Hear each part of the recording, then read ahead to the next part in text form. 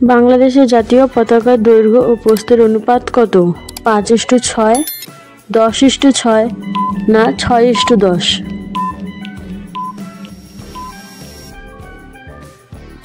সঠিক উত্তরটি হচ্ছে 10:6।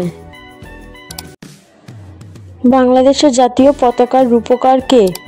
শিবনারায়ণ দাস, কামরুল হাসান না কামরুল ইসলাম?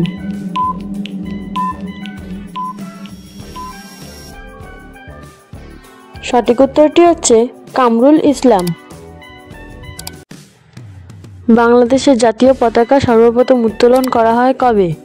2 মার্চ 1971 সাল, 3 মার্চ 1971 সাল না 3 এপ্রিল 1971 সালে? সঠিক উত্তরটি 2 মার্চ 1971 সালে।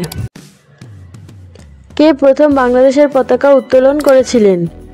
আসাম আব্দুর রব, কামরুল হাসান না ভিপি আব্দুর রহমান?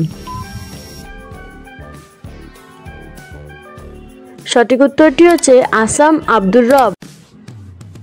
বাংলাদেশের জাতীয় পতাকা দিবস কবে পালিত হয়? 8ই এপ্রিল, 2 মার্চ না 2 মে?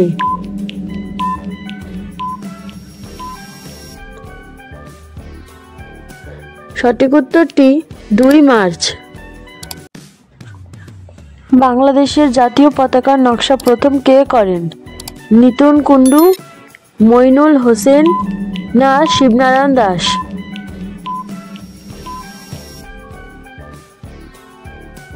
সঠিক উত্তরটি শিবনারায়ণ দাস।